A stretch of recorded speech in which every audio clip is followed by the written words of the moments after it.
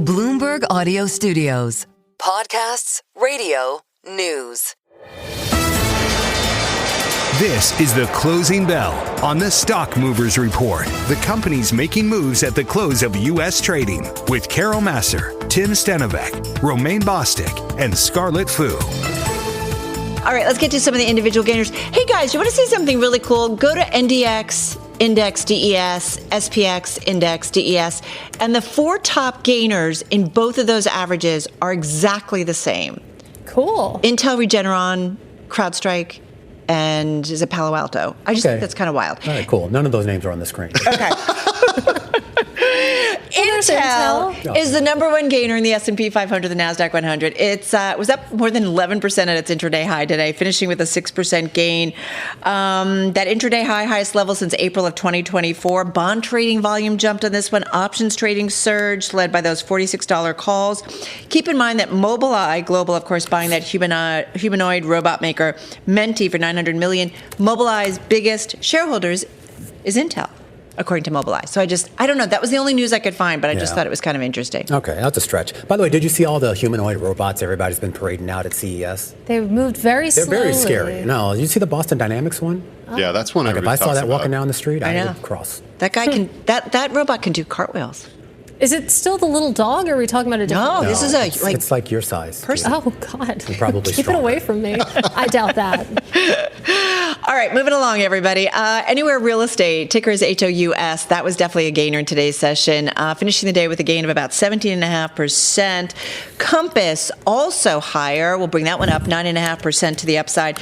Anywhere Real Estate shares climbing to their highest level intraday since 2022 after announcing that its acquisition by Compass cleared regulators. So again, that deal getting done. So we saw both of those names to the upside. And then one more for you, LGI Homes. Oops. Maybe we shouldn't bring it up.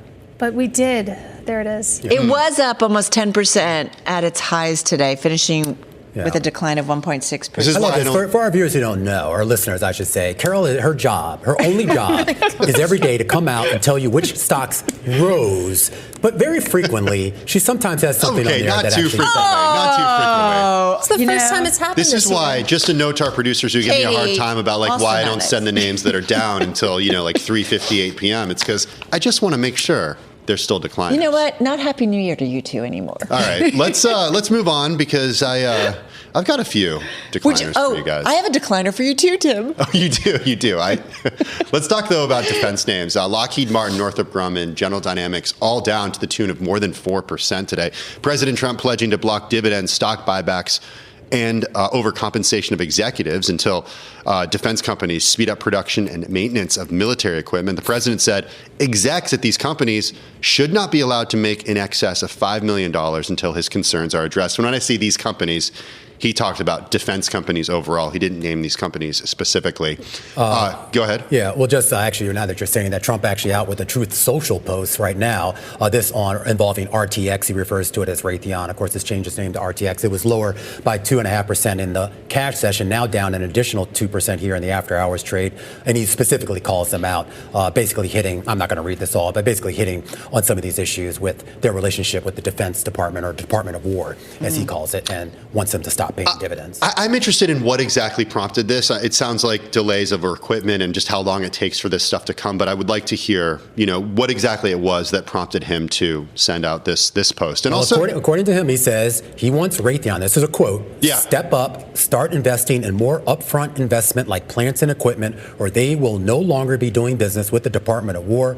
And if Raytheon wants further business with the United States government, under no circumstances will they be allowed to do additional stock buybacks. This goes on and on. I encourage our viewers to go and check out the full Truth Social post. Yeah, we should remind everybody, a lot of these contracts are long-term contracts. They're years in the making, and the fulfillment of these contracts are years in the making. Yeah. There are not many companies that can actually do what these specific companies do. So I don't know how much, what the enforcement mechanism would be for certain elements of this. But look, it's a story that we're going to keep following, and it's definitely moving the names of these individual stocks. Also moving lower today, thanks to the president posting on social media.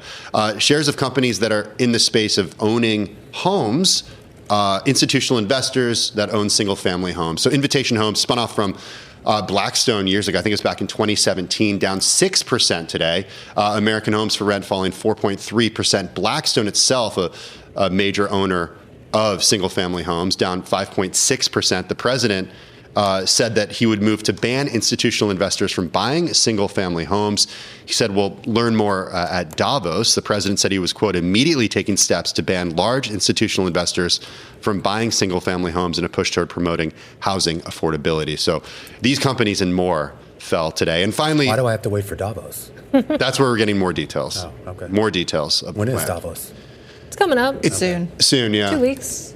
Okay. Also in the red today, Skyworks Solutions and Qorvo down. Skyworks down 9.7%, Qorvo down 7.5%. Notable laggards in the semiconductor stocks as investors await an update about regulatory paperwork for the planned merger of these two Apple suppliers. We take a quick look at yields. You did see a lot of activity in the yield space today, but the net effect of it all, at least on the shorter end of the curve, was not a whole lot. You saw a slight uptick on the 2-year yield, a slight downtick on the 5-year and the 10-year yield. But on the longer end of the curve, when we were talking with Kevin Nicholson about this just about an hour ago here, keep an eye on that 30-year yield, down about 5 basis points today to around 4.8202 and change. The Stock Movers Report from Bloomberg Radio.